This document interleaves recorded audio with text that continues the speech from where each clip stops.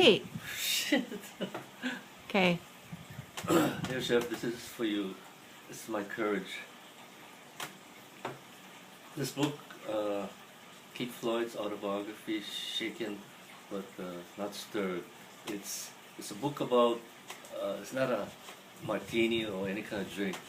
The title comes from, he, I guess, ended up in the hospital, one of many episodes where he drank too much and passed out. And so on this episode, the doctor gives him a prognosis that if he continues to drink and not eat properly, then he'll surely die. And so with that, Keith Floyd was shaken but not stirred. You know, he knew what was happening with his life. So with that, we get on with his life. He started out his career working in small cafes and bistros and worked in many places to make ends meet. At times he worked in 2 cafes, 1 bistro just to make ends meet. And then down the road in his life he got a job at the Gifford Hotel where he quickly climbed to sous chef, and from there his career really started to take off. His first restaurant that he opened was Floyd's Feast.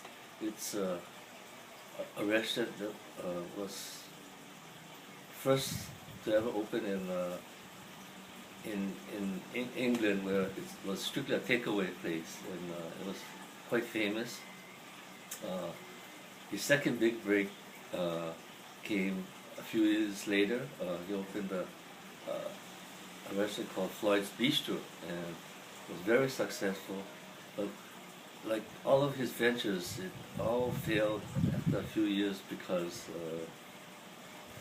poor mismanagement, because he was always in a state of drunken stupor, and gave away a lot of free meals, and of course his marriages. He was married 4 times, and after each marriage, then the restaurants all fell apart because he had to settle with his wife and sell the restaurant.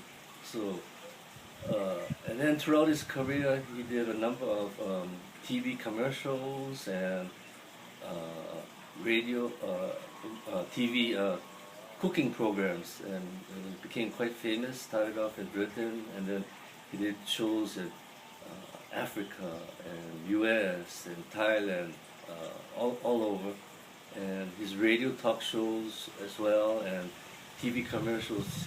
He really made more money doing those things than actually running a restaurant. And then in the end,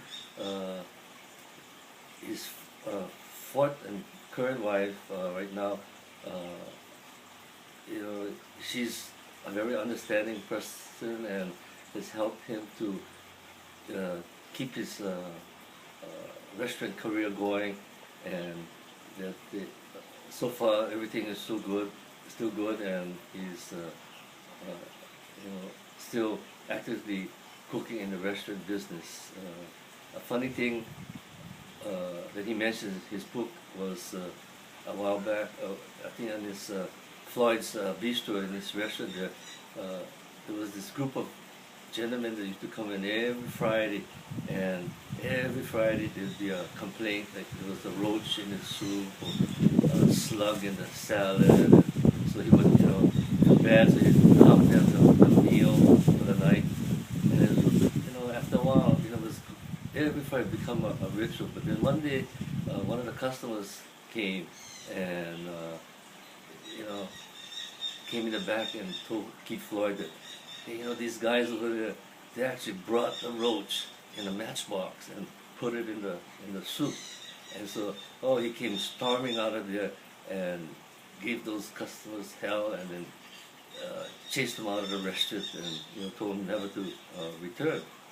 So, but he was in general, he was a very generous person.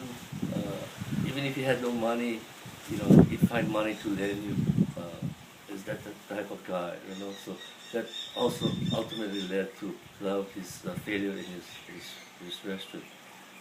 And then lastly, he had a peculiar habit after each failed marriage, he'd take all of that memorabilia out and make a huge bonfire to kind of get rid of that and forget about all of that past. And maybe I think I'll do that with all my notes from Culinary 130, such a stressful, torturous class. That's the class I'll probably make a big bonfire and say aloha, Culinary 130.